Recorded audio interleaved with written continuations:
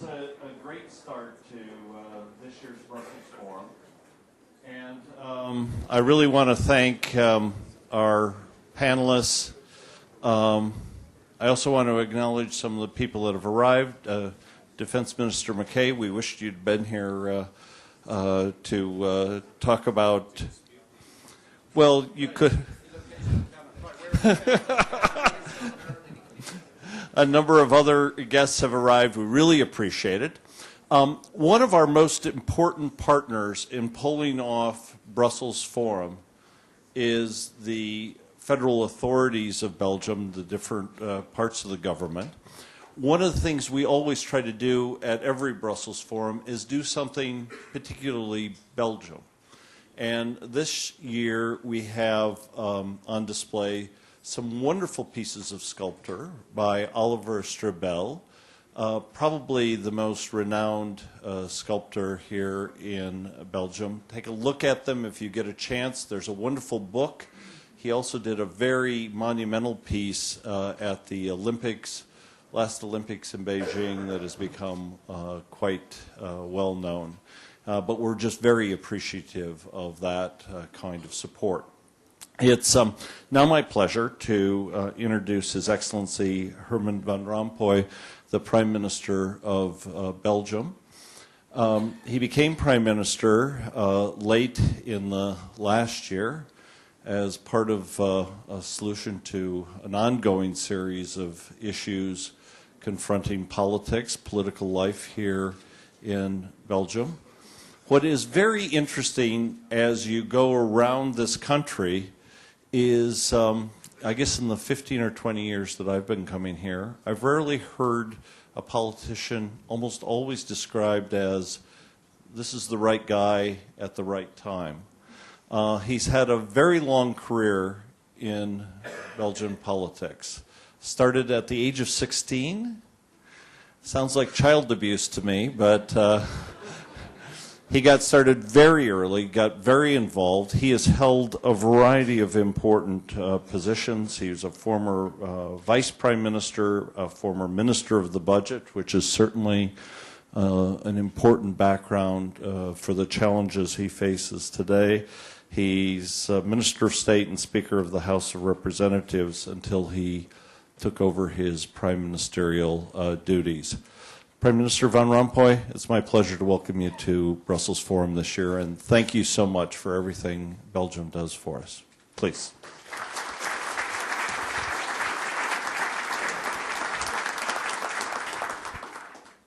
Mr. Chairman, ladies and gentlemen, I thank everyone who has given me the opportunity to open the fourth session of the Brussels Forum. In ancient Rome, the World Forum meant any public place for meeting or discussion. It was probably difficult to imagine in those days that more than 2,000 years later, the same word would be used for describing a closed meeting in a private hotel to discuss a subject as complex as the subject of transatlantic relations in a city that cannot compete with the architecture of monumental Rome. But I do appreciate that the German Marshall Fund remains committed to Brussels as a venue for organizing the forum. I encourage them to confirm their choice and to further develop their conference into a real partnership event. You can count on the continued support of the Belgian federal government.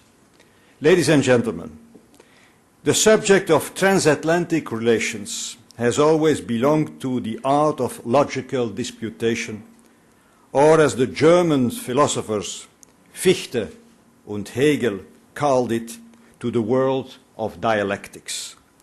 The relationship implies forces that sometimes attract and sometimes separate.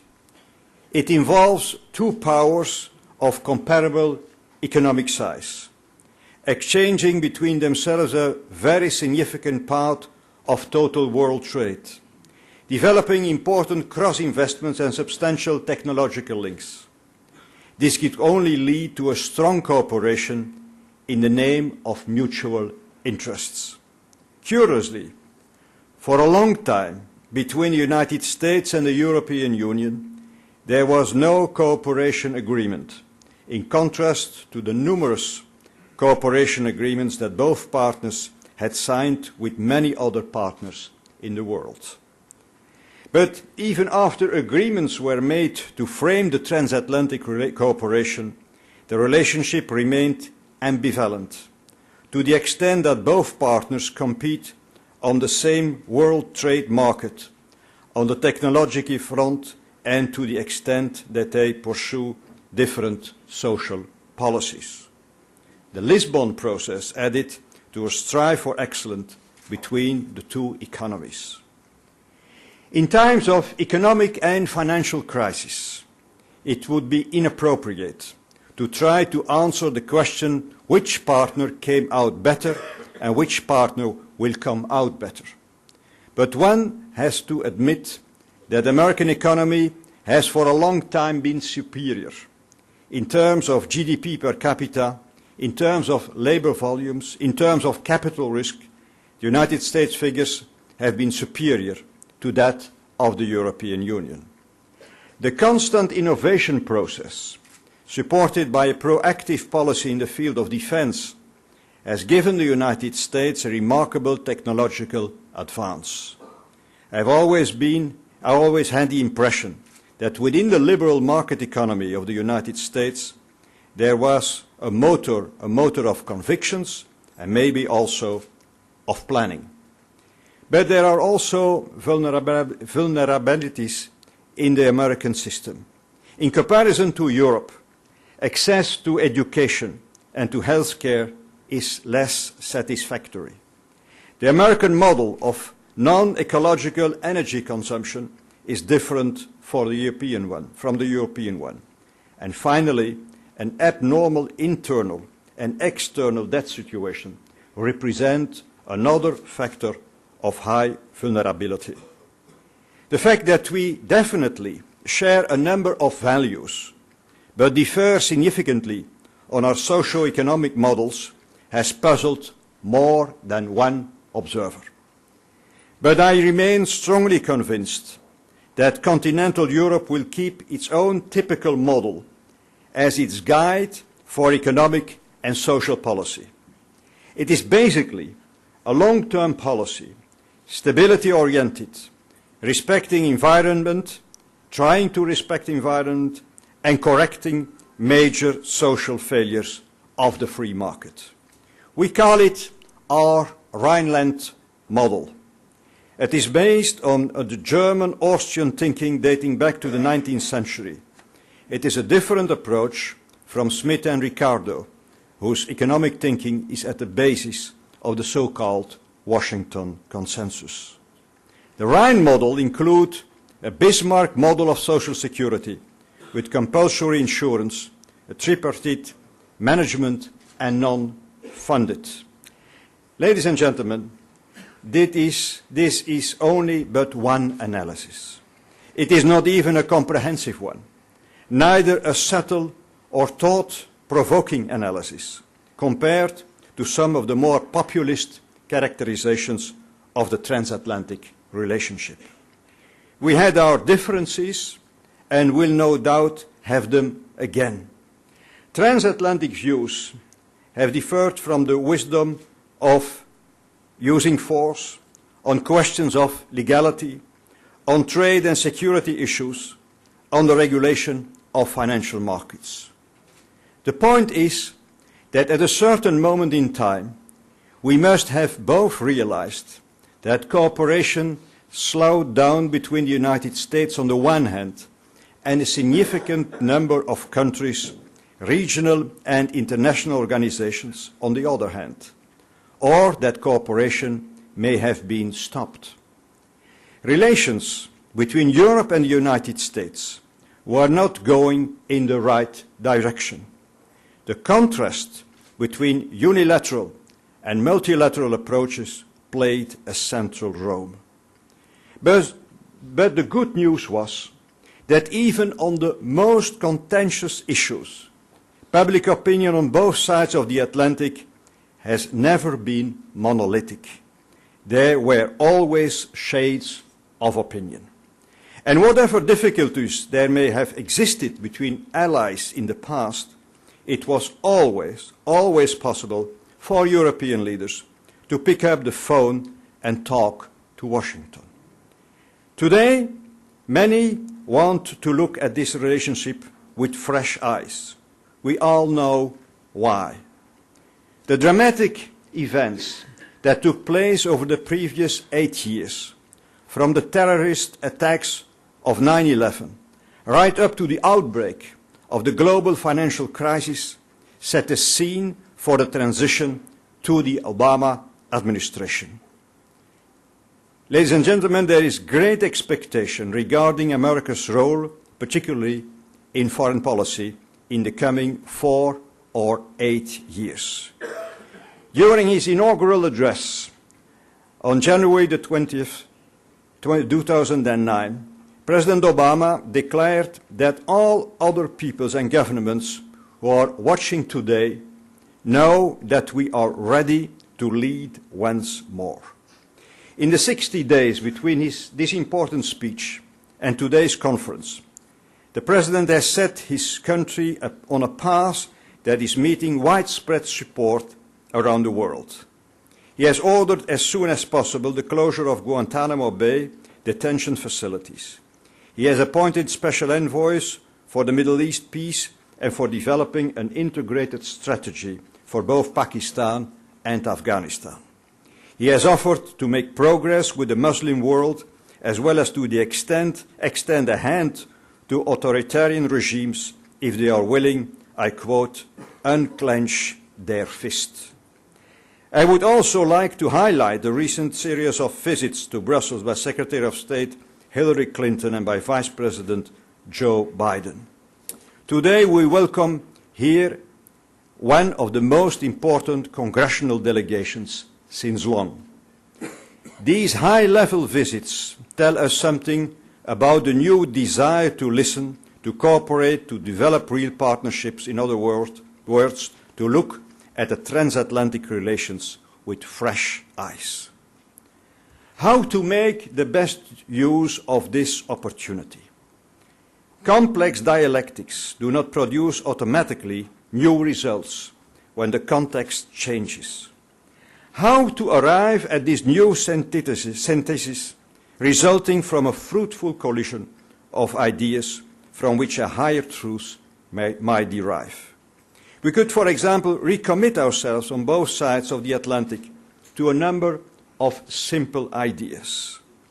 First, once we agree on common solutions and objectives, we should all contribute to our achievement. I know that there has been much American criticism of Europe for not doing enough on defense or not doing enough on Afghanistan. Some of that criticism is justified. But security today is also a multidimensional concept.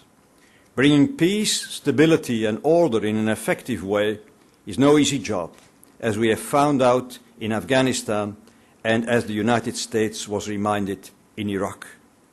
One has to accept that Europe will never be able to follow a full-fledged security approach in order to realize overall strategic objectives.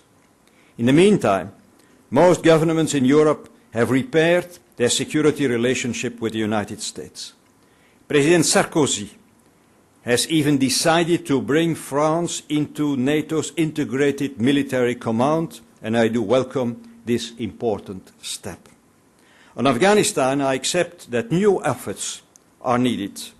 I will try before the NATO summit of April to decide on an additional contribution of civilian military nature on top of the efforts my country is already undertaking. This brings me to a second idea, that we act together to sustain and strengthen the world based on rules.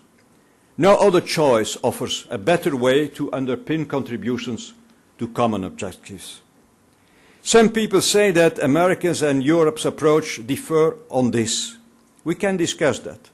But if allies want to seize the new opportunity of the day, then the real point becomes to rediscover together the force of what is called legitimacy and credibility. The more we get back to that root, the more our decisions will become accepted. The greater the acceptance, the better we can explain to our publics the need for common effort and additional contributions.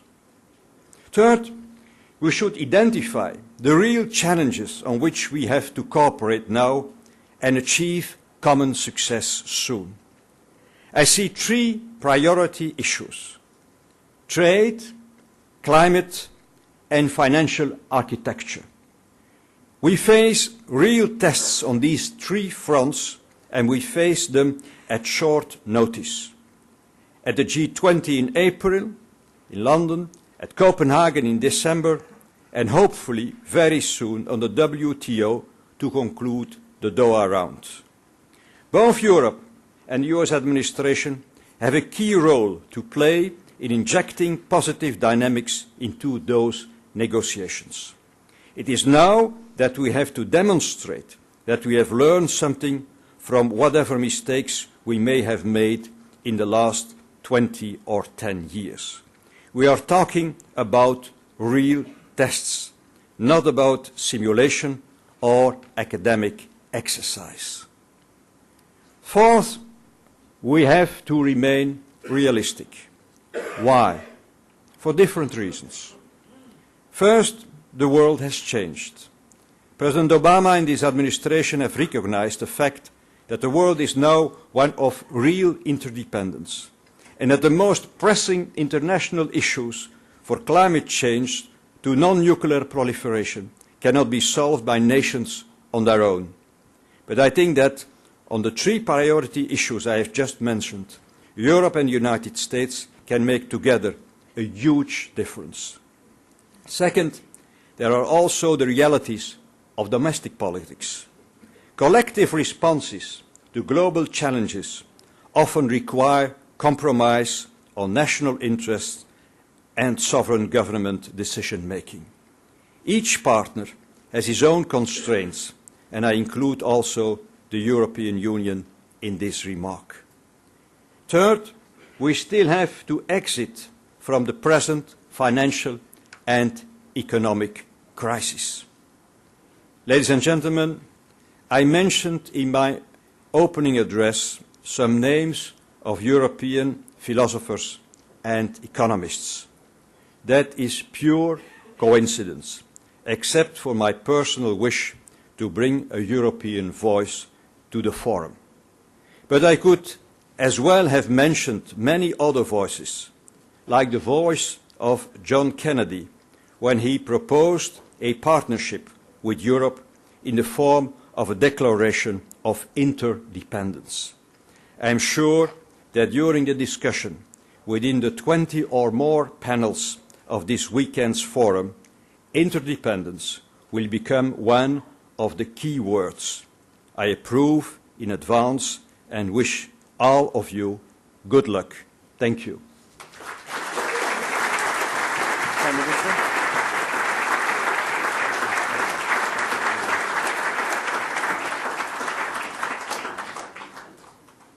So now I'd like to ask Senator Bennett and Senator Casey to take seats up here. One of the things that makes the Brussels Forum, I think, useful and important is the very strong interest we've had from members of Congress in attending this event. We're very privileged that we have that I have the two co-chairs of the delegation, which I think is maybe one of the largest delegations that have been brought to Europe in some time. Senator Robert Casey of Pennsylvania, who's in his first term as a senator, chairs the subcommittee on Middle Eastern Affairs at Senate Foreign Relations, and has really been a very important force in pulling together this year's delegation. He was also the co-chair last year, and we very much appreciate it. And Senator Bob Bennett, who many of you know from his many visits here to Brussels and his active involvement in TPN. So with that, I'm going to turn it over to you, Senator Casey. Thanks so much. Thank you. Well, thank you very much. I'm greatly honored to be here tonight, and I don't know if I can fully express how grateful we are, because last year we tried to get here, but we didn't ever make the trip. We got about, Senator Bennett might correct me, but probably about a third of the way before we had mechanical difficulties. I'll spare you the details, but we're really grateful for this opportunity. And I'm especially honored to tonight to be able to stand before you as the co-chair of this delegation with Senator Bob Bennett, whom I'll introduce in a few moments. We have a delegation, a total delegation of 12, and I'll introduce by name each of the delegation members in a moment. But I wanted to highlight a couple of issues that face all of us, whether we come here from the United States or Europe or anywhere in the world. All of these issues in one way or another confront us. They are but two or three of many, but I wanted to spend just a couple of moments on three. First of all, of course, the urgent economic and financial challenge we have. It's hard in a few words to encapsulate what this means to families in the United States of America and around the world. Suffice it to say that in America, unlike any other time in our history, maybe since the 30s, and maybe not even then in terms of a short period of time, we've lost millions of jobs in just 6 months, an unprecedented job loss. Our financial system has been badly damaged to the point where I'm not sure anyone in Washington is quite sure where that will end up. And we've got a lot of work to do on both. And I know I speak in concert with so many people here. This isn't just limited, as you know, to the United States. It's a worldwide economic recession. Call it what you will, but it is traumatic in the lives of so many families. People losing their jobs, losing their homes in many cases, and because of retirement savings, as well as other losses, really their hopes and their dreams. But even in the midst of that challenge, we have other urgent challenges. I'll just mention two: Afghanistan and Iran. We know what the objective was when the military forces went into Afghanistan back several years ago. It was to make sure that extremists in that part of the world did not have a sanctuary or a safe haven in Afghanistan. We have to be very clear, however, as we go forward, to make sure that we clearly articulate, identify, and then communicate well that objective. And that's going to be a challenge for our country as it is for the world. We know the high price that's been paid already by the United States, but also by the alliance. We know as well that if we can create conditions in Afghanistan over time that bring about some stability, some real enduring stability, that sanctuary or that safe haven will be interrupted or at least compromised, and we hope eliminated as a threat. The United States has plans, and we're going to hear more detail from the President, to make sure that 17,000 more troops are committed. We don't know if that's the final number. It hasn't been formally ratified yet, but we know that the President's going to be talking about this in the next couple of days. But beyond the contribution of troops, we obviously need more than just boots on the ground. We do need a common strategy, and we also need a common agreement on an exit strategy. And that, of course, will be very important to this, the reason why we're here today, which is the transatlantic relationship. Let me just mention a couple of things about Iran, another challenge for the region and for the world. We know now that Iran possesses some degree, depending on how you analyze it, of nuclear capability, low-enriched uranium. We know also that they've made progress on their missile systems, the delivery mechanism, so to speak. We also need a consensus on this issue as well, and that's not presently before us. We need to work on that consensus. It's going to require a lot more work than we've been doing in the last couple of years. We have to combine, I believe, as we have in the past, but we still have to keep this on the table, both sanctions and incentives, if we're going to get this right.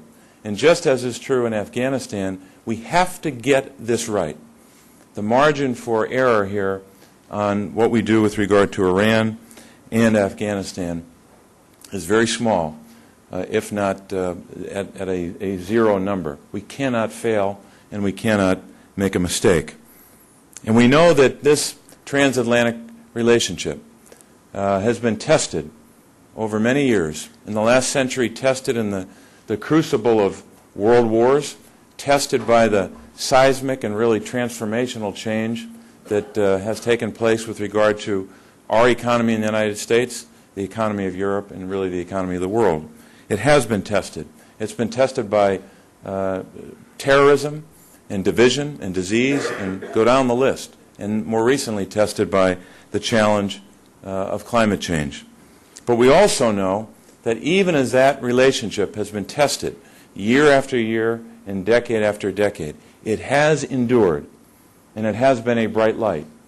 Our job, those of us who play any role at all, whether it's as a citizen, as an elected official, as a diplomat, or as an advocate, we have an obligation to make sure that that relationship is enduring and is very strong.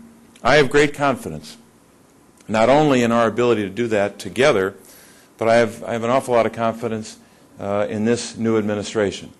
President Obama is someone I know pretty well. I've worked with him and campaigned hard for him. I know his character, I know his heart, and I know his commitment to getting these challenges lined up the right way so we can work together on them. I also know that he's someone who takes very seriously the obligation that has been given to him, the obligation to serve the United States of America at a terribly difficult time in our nation's history. So I have a lot of confidence in him, and when you talk about foreign policy, I have a lot of confidence in the team he's got around him. Just two, I'll mention, two former colleagues from the Senate, Vice President Biden and Secretary of State Hillary Clinton, two very strong figures who have both of whom have broad experience in foreign affairs. It's a good team, and there are many others we can mention, the envoys and the other diplomats who are going to help. They are committed, as all of us are, to making sure that this transatlantic relationship is strong and enduring. So let it be said of us many years from now that in our time, when we had the obligation but also the power to do something positive to foster stronger relationships and make sure this relationship is ever strong, may it be said of us that we did all we could to keep that bright light burning ever, ever brightly. And with that, I wanted to introduce my colleague, and just to make sure that everyone knew who else was in the room with us, I just wanted to mention our other colleagues who are with us today. Senator Voinovich of Ohio is with us. Senator Risch of Idaho is with us. Senator Martinez of Florida. Senator Shaheen of New Hampshire. And we have several members of the United States House of Representatives, Congressman Issa, Congressman Mike Turner, Congresswoman Ellen Tauscher, Congressman Ron Kind, and finally Congressman Alcese Hastings. We wanted to make sure that you knew the kind of commitment that this delegation has to this very important responsibility that we all share to keep this relationship strong. And with that, I want to introduce my colleague, Bob Bennett, who has served in the United States Senate since, I believe, 1992, or at least elected in 92. And he's been a great voice in the Senate for bipartisanship, but also a great voice for those newer members coming in the door to help us learn more and more every day about the Senate. I'm honored to serve with Senator Bob Bennett.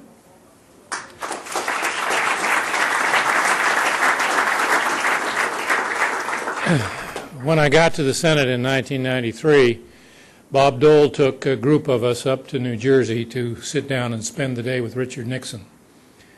A fascinating experience because he no longer had his ego on the table.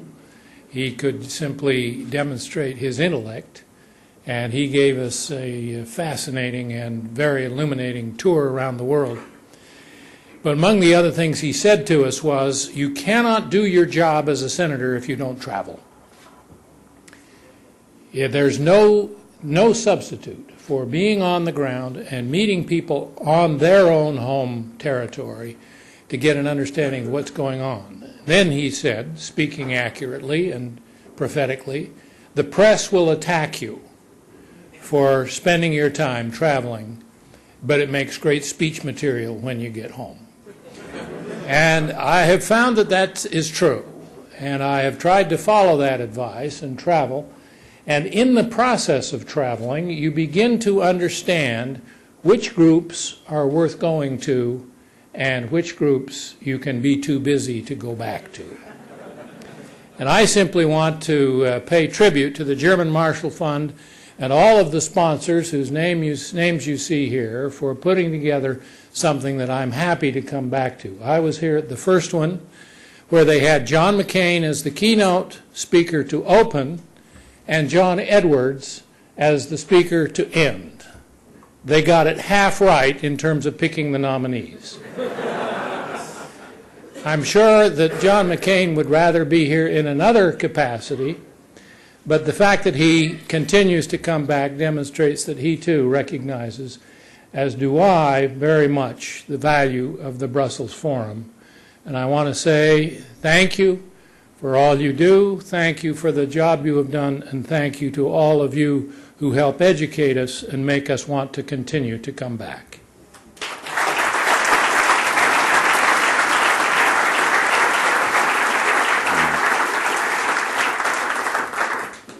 I have an apology to make.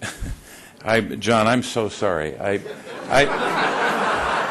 feel terrible. Oh, that's who it is. No, I have some notes here, and when I got to Afghanistan, John McCain just wrote a very important op-ed in the Washington Post about Afghanistan. It was my intention to include him in that part of my remarks. I went through it, didn't mention the op-ed, and then didn't have him on my list. John, I'm so sorry about that.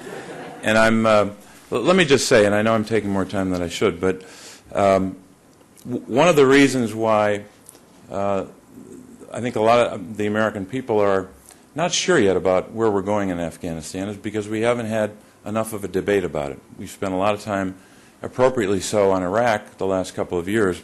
We haven't spent nearly enough time in America, I won't speak for other parts of the world, in a full and vigorous debate in terms of what we do in Afghanistan.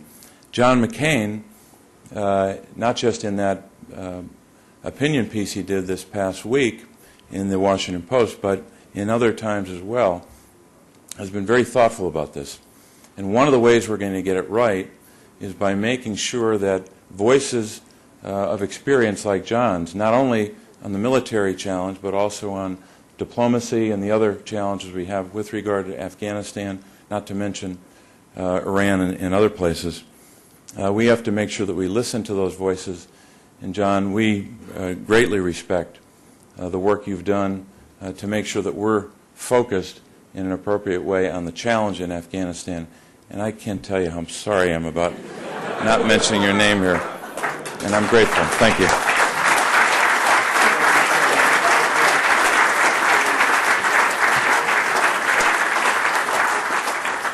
Okay, so we're going to move some things around a little bit before the President of the European Commission joins us for a conversation. Tonight, there's night owl sessions after the main event. If you come in here, it's going to be energy security. Should be pretty good. We're going to try a little bit of a new format. Out in the bar area, we're going to be doing EU-Israel relations, one of those topics that always generates a lot of interest and commentary here. And then we'll, hold on one second, and after this, obviously, we'll go down to dinner. I just want to say before I introduce the person who's going to really introduce the session, how grateful we are to have you tonight, President Barroso. We know how exhausted you must be after taking care of your ministers for the entire day. Of various kinds, and it's really wonderful to have you here. It's my pleasure now to turn the podium over to Martin Yeager of Daimler. Thank you, Craig. Honorable members of Congress and Parliament, Excellencies, ladies and gentlemen, I have the great pleasure and honor to introduce tonight to you the Honorable José Manuel Barroso, President of the European Commission. He has kindly agreed to be our discussant at this conversation tonight, and the moderator of this session will be Ulysse Gosset from the French television. President Barroso is well known to all of us as a true European with global mind and education, and he's speaking many languages. Among them, I may proudly add the German language. This is an excellent thing, and unfortunately rarely found here in Brussels. His academic, we try to speak English, and we muddle us through. His academic career includes master degrees in law, European studies, and political science from the universities of Lisbon and Geneva, and further studies at Georgetown University, the International University Institute in Luxembourg, and the European University Institute in Florence. 6 times, José Manuel Barroso was elected to the Portuguese Parliament. He held various ministerial functions and was eventually Prime Minister of Portugal before his nomination as President of the European Commission in 2004. There would be much to say about the various political initiatives President Barroso has taken during his European mandate, but let me emphasize only one: his tireless effort to keep the European Union together in mastering this economical and financial crisis.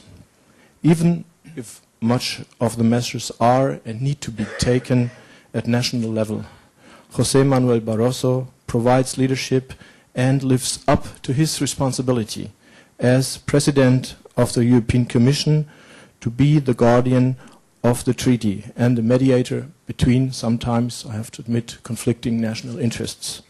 Like many of his countrymen in history, he is a courageous sailor and navigator, and he will not rest before having sailed the ship out of the storm into safe waters.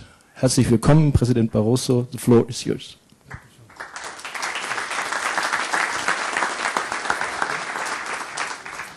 Merci. Bonsoir à tous. Thank you very much.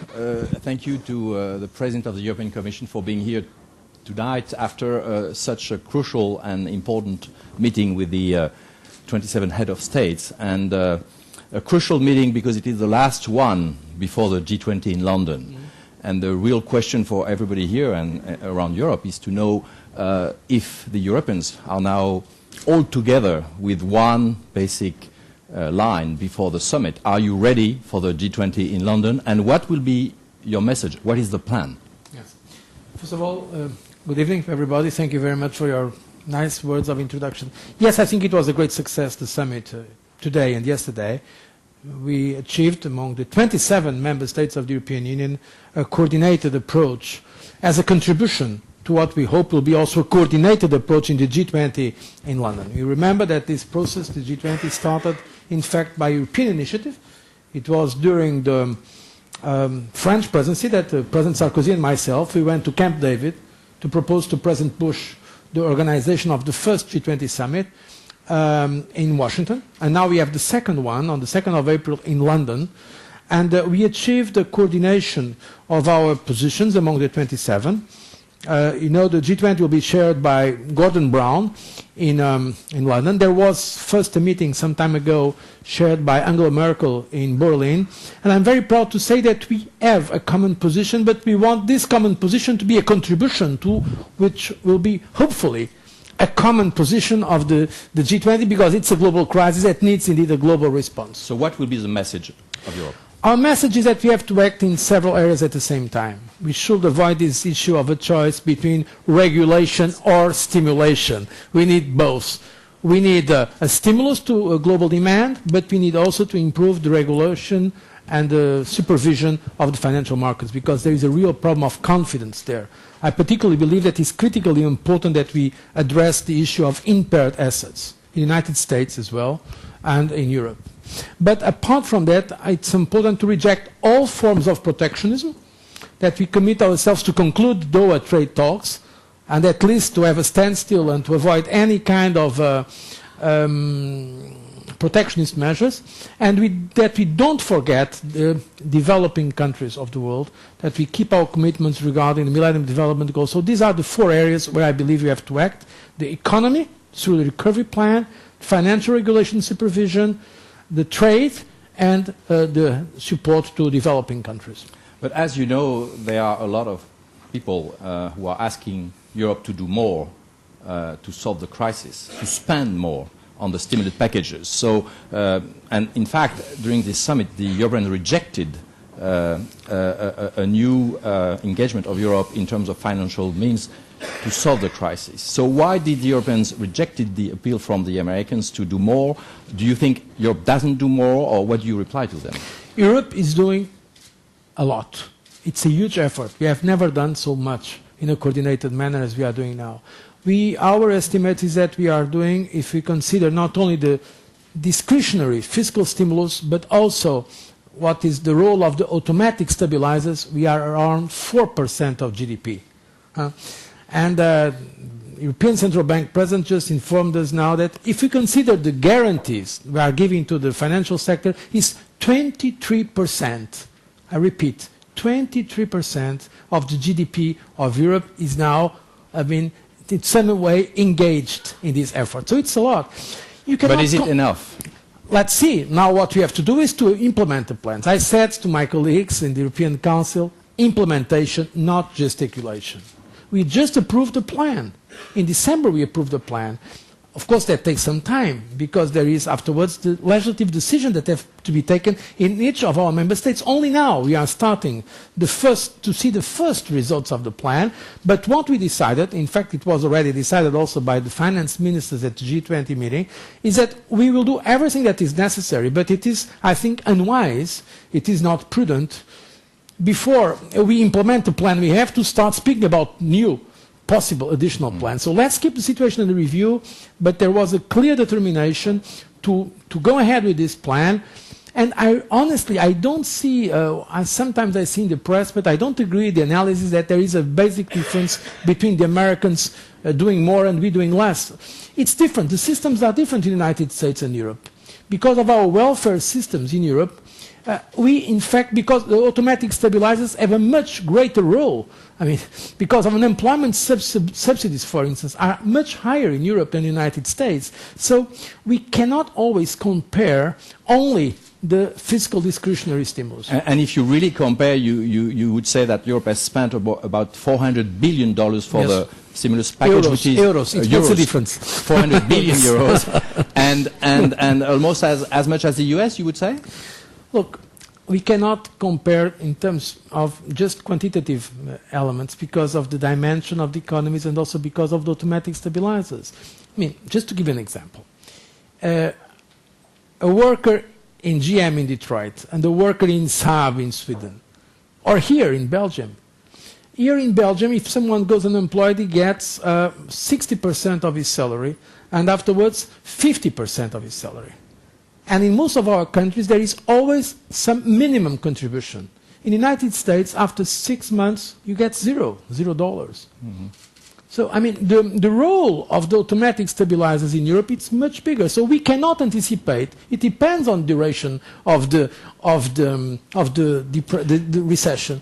But we have countries in Europe, like the Scandinavian countries, where the weight of the state is almost 60%. At least more than 50%. We cannot ask those countries to go much higher. So the situation is very different. What is important is that we are going the same way, hopefully not only in that matter, but also in others, namely committing ourselves to avoid any kind of protectionism. I think this is very important, that the United States and Europe work together to conclude the Doha trade talks, and also, by the way, agreeing on some basic principles for sensible financial regulation and supervision. You would say that protectionism is the main danger today for the world? It is one of the main dangers, really. I see many worrying signals of economic nationalism and protectionism. And now we have figures, because one of the worst problems now is that for the first time we have this recession, a sharp drop in demand, but also a contraction of global trade, a real, not a slowdown, a contraction of global trade in volumes, at the same time that we have a crisis in financial system. What it means that there is also lack of finance for trade. Some countries, for instance, Brazil, has less 50% of finance for trade than it had before. By the way, one of the initiatives we approved today, and there's been a lot of preparation also with our American friends, is a program for finance for trade. We are working with IMF. Just this afternoon we spoke with the president of World Bank, Bob Zolik, here already after the summit. And we are working with our American friends and with the international financial institutions to have some specific initiatives for finance for trade. And by the way, Gordon Brown has been very active in putting forward also some very interesting ideas in that matter. When do you see the end of the storm? Some people like Jean-Claude Trichet, the European Bank President, said he might see some light in 2010, and others have seen some light too at that time. Do you agree? Do you think 2010 is a good time to say, well, we're going to get over and think about the future and not of the storm? I hope so, but I don't want to commit myself to a precise date. You know, the forecasts have been reviewed all the time in a negative trend. Let's concentrate now on implementation and let's leave the, let's say, the predictions for... We are in the eye of the storm at the moment? We are in a very difficult situation, and the situation is not yet over. We have seen some improvements, namely in the financial sector already. Here in Europe, the evolution of, for instance, the spreads, it's been positive. This situation is better now, but in fact, for instance, in terms of unemployment, we expect unemployment to go up. And this is one of maybe my first concern now, is the rise of unemployment in Europe, and what it will bring also in terms of social concerns. Jean-Claude Trichet would be too optimistic? Look, I'm not going to speak about optimistic or... You know, the founder, one of the founders of one of the pères fondateurs of our European Union, European Community, Jean Monnet, said, I'm neither optimistic or pessimistic, I'm determined. So I think we should avoid this issue of being optimistic. What we have is to do the right things with determination. I think we are doing the right things, and we have to be ready, if necessary, to do more. Some other than Americans are saying that Europe is not doing enough. It's the European unions, and they are going to demonstrate in May all over Europe. What do you tell them when they say Europe should do more to help the unemployed, the people who have no jobs, and do you agree with their complaints? Look, I really think that it's an artificial debate. What I see between Europe and the United States, we are getting closer. Much closer in many areas, including some agreements on some, let's say, sensible principles for regulation and supervision. The need to have some fiscal stimulus to the economy. So the trend is to work together, and I don't think that debate should we concentrate more on this, on that. It's helpful. Indeed, I hope, and this is not just wishful thinking. From the information I have, I think we are going to have a very, let's say, convergent position in London. And it's not only us and the Americans, it's also the Chinese, the Russians, the Brazilians, the Indians, many others. And this is one of the interesting things about the G20, is that Europe and the United States have to be together. Without American, Europe leadership will not solve this issue. Almost 80% of the wholesale financial market is American or European. So we have to be leading this, but of course engaging also others.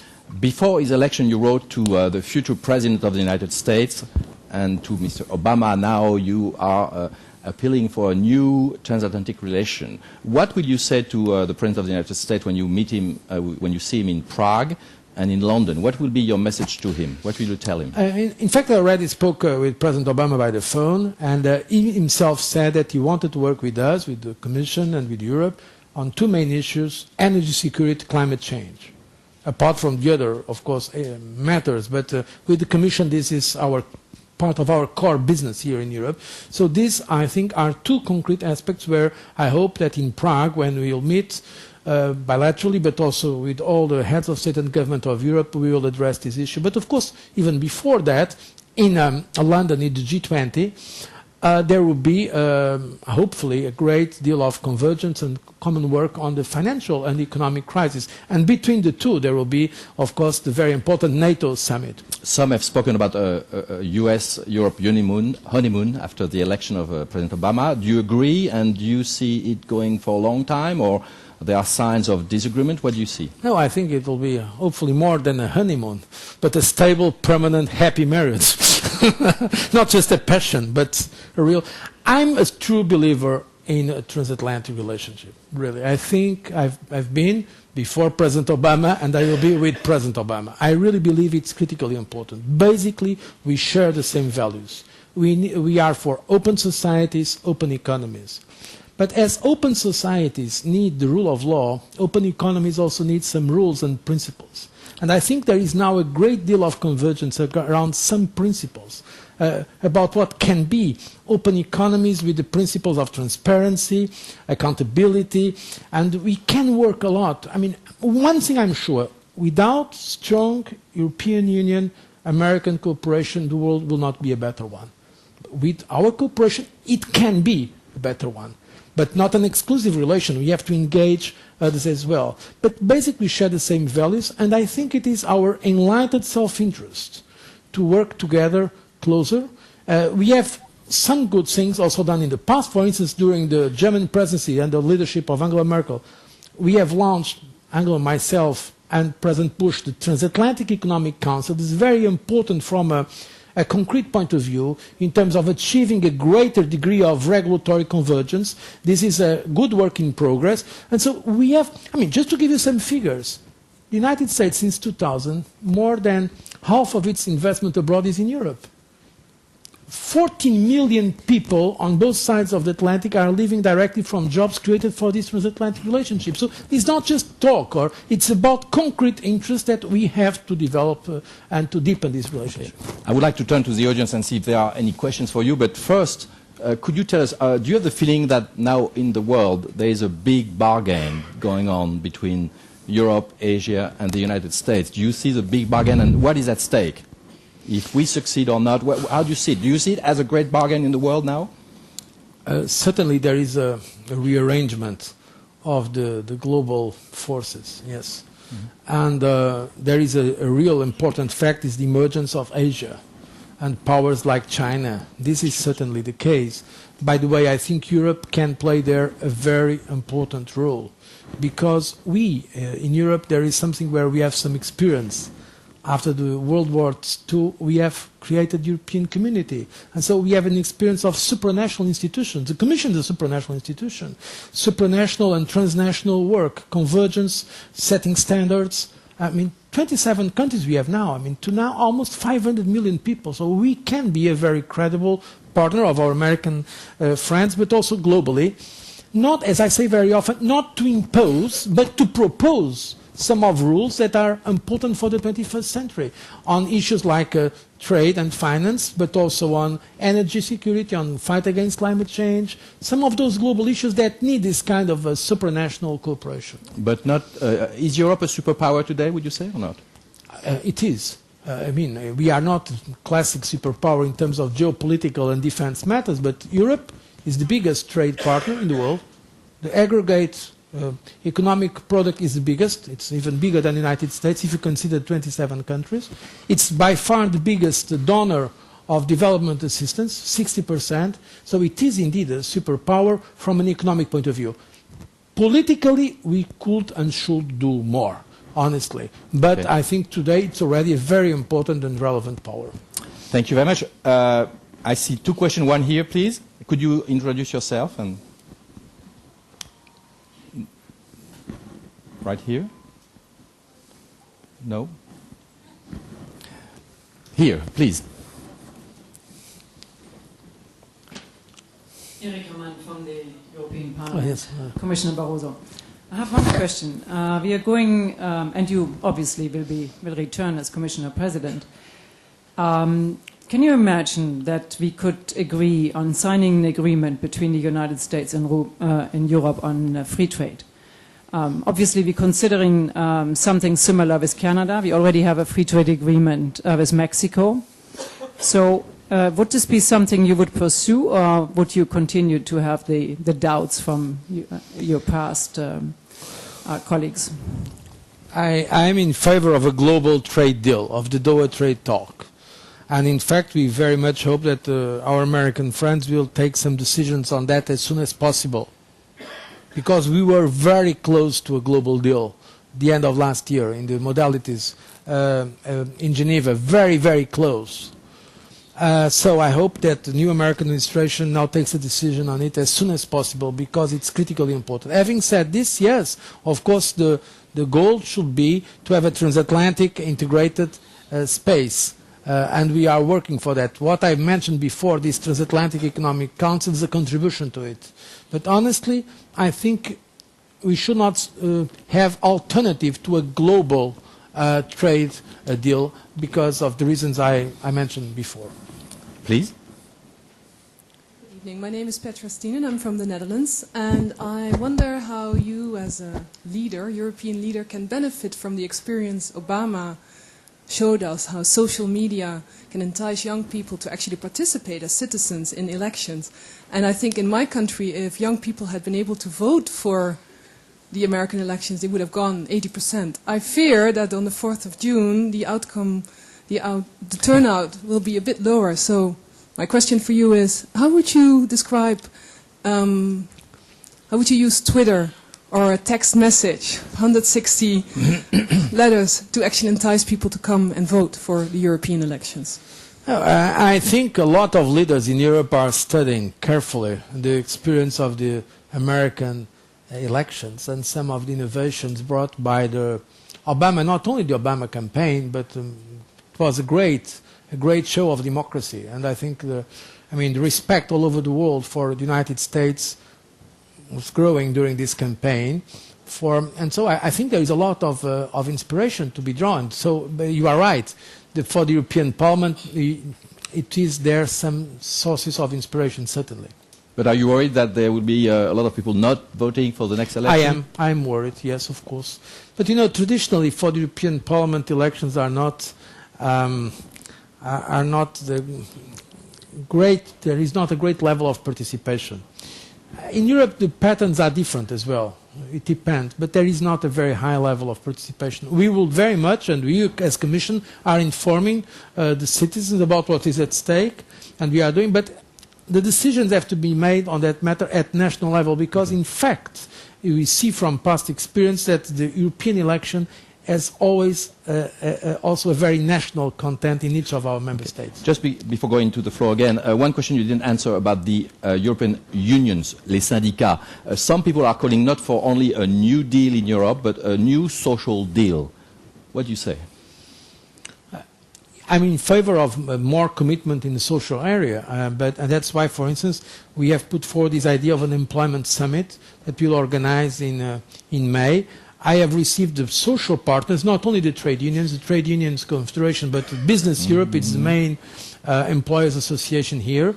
And just yesterday, together with the presidency, the current presidency of the Council, plus the two new presidencies, the Swedish and the Spanish, so the Prime Minister of Sweden, Prime Minister Reinfeldt, and Prime Minister Zapatero, and of course Prime Minister Polanek, we met the social partners, and we very much want to agree with them on some common action. I think it's the time for the social partners also to unite and to have a common response with the national governments and European institutions to face this crisis. Thank you. Please. As a company and as a person involved since many years in transatlantic dialogues, the discussion and the cooperation at executive level between the European Union, the member states and the United States is improving over the years. There are also many contacts between the European Parliament and US Congress, but the type of work is differently. The context between the legislative powers remains more of a diplomatic exchange. We have not yet reached the stage where they would really cooperate on specific issues, what you do at executive level. Don't you think it would be useful if also you and all the political forces would see that we get also the Congressional and the parliamentary side together to work on future projects so that in the end we come out with common or at least compatible positions? Yes, I agree with you. I think more has to be done. By the way, there are very good initiatives going on also on the European Parliament. In the European Parliament there are some members that are very active on transatlantic relations across the different parties. I see some of them here. And it's true that they are different parliaments. But anyway, I think more should be done. At executive level, I want to underline this initiative that was in fact taken by Angela Merkel and myself together with President Bush of setting this Transatlantic Economic Council. It's very concrete. And it is with the previous administration was at the White House level. In the European Union, it's the Commission. It's in fact Vice President Verheugen from the Commission that is responsible for it, and where we meet and try to achieve some concrete results on some specific areas. I hope that we'll go on with this experience. So yes, we have to have more contacts at executive level, but also putting together in more effective manners our two legislatures. Please. So, Robin Niblett from Chatham House. I wanted to turn to your first comment about the different approaches to stimulating the economy between Europe and the United States. It strikes me that President Obama is trying to use this crisis with his stimulus package to shake the United States out, to transform it, to use this crisis as an opportunity to put America on a different path to growth, infrastructure, investment, energy, etc. Europe, however, if you take those automatic stabilizers, this is spending to sit out the crisis, to wait it out in a way to make sure the crisis doesn't get worse. And I'm worried that there's a very different style, a different culture perhaps, in those two different approaches. And my question really is to do with protectionism. Is there a risk that the European approach to this, you call it a stimulus package, but in essence this stabilizing approach might actually feed some of the protectionist sentiment in the United States? People are waiting for America to get strong again so they can export to America. And Europe sits waiting for that eventuality to happen. No, I don't agree with that. Look, just today we took very important decisions. Maybe you are not yet aware of them. For instance, we have decided to double a facility we have of balance of payment support to countries that are not in the euro area from 25 billion euros to 50 billion euros. This is concrete spending. We are already using that money now. For Hungary and from Latvia, we just received a request from Romania, and we'll probably have to do more in the future. So it was my proposal to double from 25 to 50 billion euros. We have decided to give a contribution of 75 billion euros for the IMF for kind of emergency situations. We have adopted a specific program of trans-European networks, namely in the field of energy interconnection of 5 billion euros. Namely, it is energy interconnection in electricity and gas, and also for broadband internet. And that was my proposal, made in December, of using unspent money from the community budget instead of going back to the national treasuries to be spent in European-wide projects. So we are doing a lot. You mentioned President Obama ideas of infrastructure. Great, but let me tell you very frankly, Europe is more developed in infrastructure than the United States.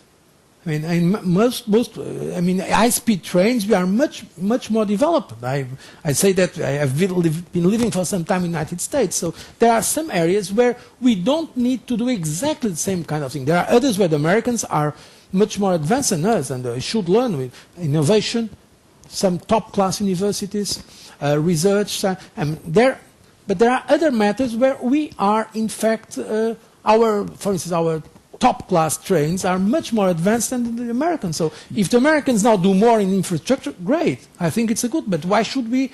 I mean, we cannot spend money for the sake of spending. We have also to look at the long-term sustainability of our public finances. So let's keep this in mind. And we have received a very complete report of our European Central Bank president. So I think, basically speaking, we are on the same line. But of course, in Europe, we have 27 countries. We cannot have a one-size-fits-all approach. The situation of Germany is different from the situation of let's say, some of the, for instance, countries that are under balance of payment support. This is the complexity that we have to understand. And really, I will not underestimate. I think we should not let's say, magnify the differences, because what I see broadly is more convergence between the approach between Americans and Europeans. You mentioned the IMF. Some people are calling for a new IMF, a new role for IMF, and some people would like to see emerging a new world central bank. Do you agree with that proposal, or are you a little bit cautious? What do We you say? we are for the reinforcement of the international financial institutions, including the IMF, yes, but ideas world central. I'm against too many centralization, really. I mean, we have to be prudent. The idea of reinforcing the international financial institutions, yes, we very much support, and in fact, this is part of the proposal that we have agreed today. Okay, let's take 2 questions in a row because we're going to the end, please. Hey, Gerd Weiskirchen, member of German Parliament. Mr. President, talking about convergencies, before the financial crisis, we have had kind of a common sense and common agreement that a new Green Deal should be one of the convergencies. Are you now thinking about that we should renew this? Yes, that is indeed a very good illustration of what I just suggested. I see much more convergence now. If you look at the Obama plan, and if you look at our economic recovery plan, when we speak about smart green growth, it is very much the same doctrine, I would say. What are we suggesting our member states, and in fact some of the facilities we have created at European level, is don't make investments in the short term that are contradictory to medium and long term sustainability and interests. So we have to find the smart investment now.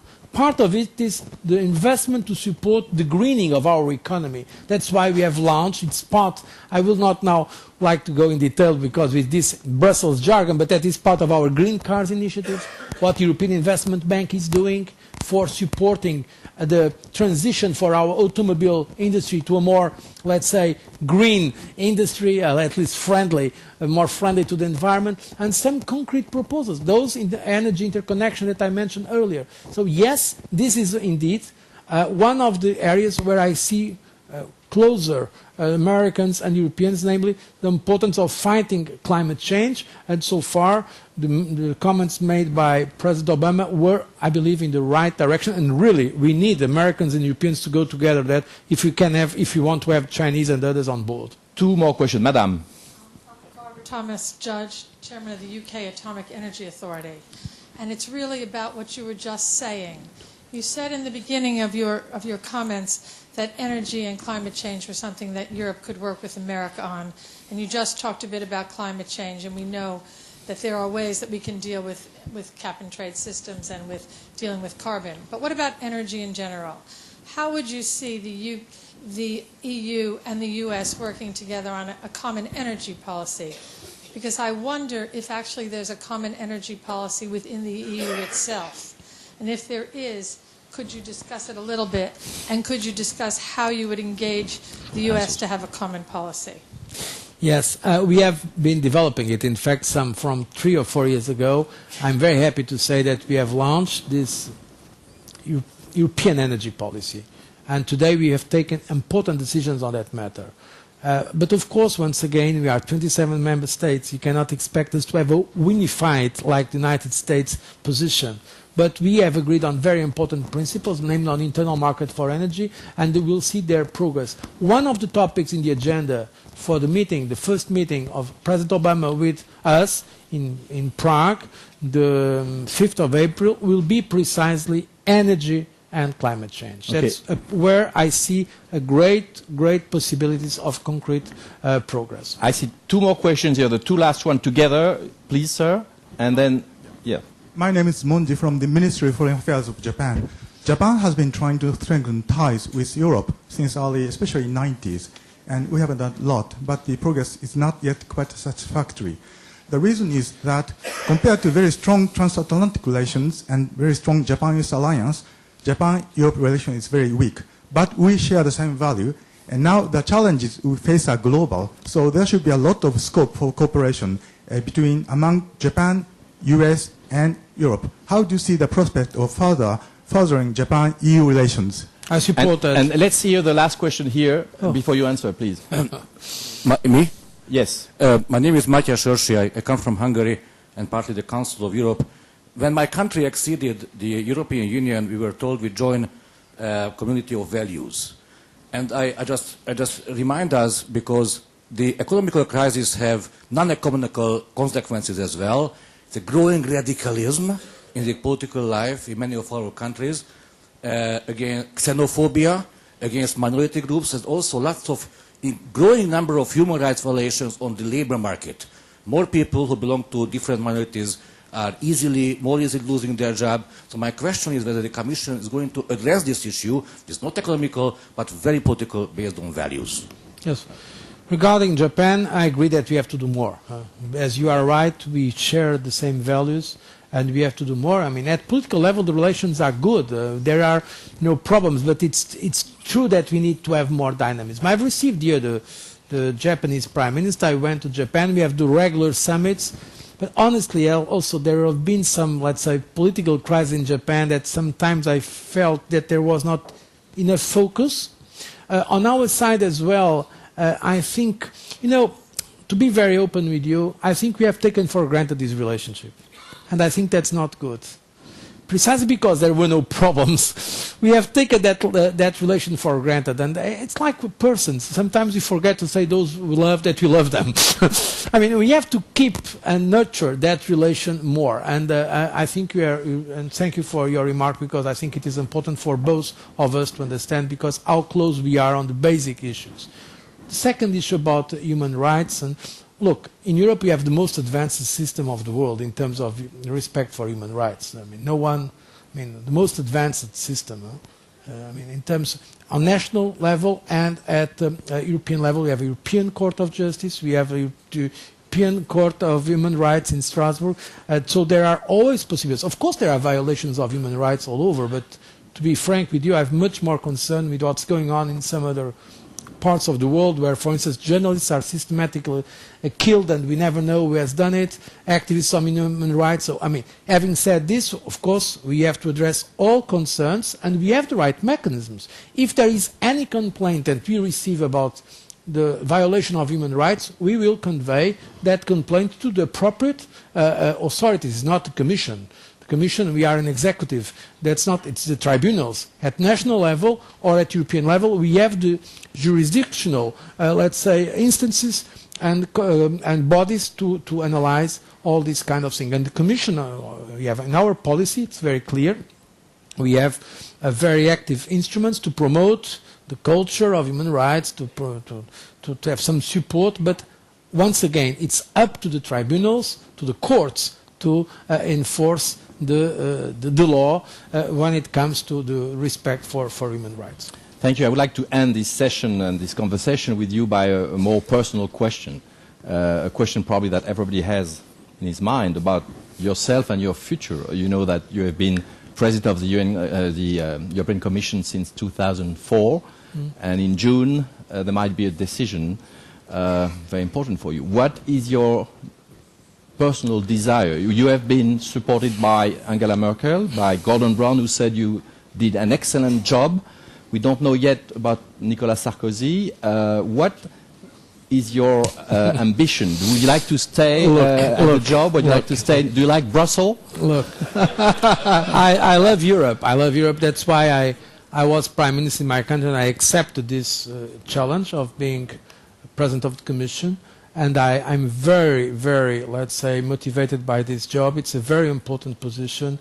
I think it was Chris Patton who said probably the most difficult job in the world because it's not easy to have 27. This is the first time we have this enlarged Europe. It's no longer. That's the message I want to convey to our American friends. This is no longer the European Union of the 6 or of the 12. It's the European Union of the 27. This is a unified Europe. It's great. To have together from Poland to Portugal, from the Baltic countries to Greece, from Scandinavia to Romania. It's amazing what's going on. So I really enjoy what I'm doing, but that decision has to be taken after the European elections. It's true that I have a broad support from the different political families. I received the support not only from my political families, DPP, but also center-right, but also from leaders like Gordon Brown, Zapatero, and many others from the socialist family and liberal family, and I'm very proud. I see this as a recognition of the work that the Commission has been doing for Europe. So the word is 5 more years for Mr. José Manuel Barroso? The word is let's now focus on fighting against this economic and financial crisis. Let's now focus on the priorities and we'll deal with these political issues after the European elections. Well, thank you very much. Thank you all for being here. Thank you. Thank you.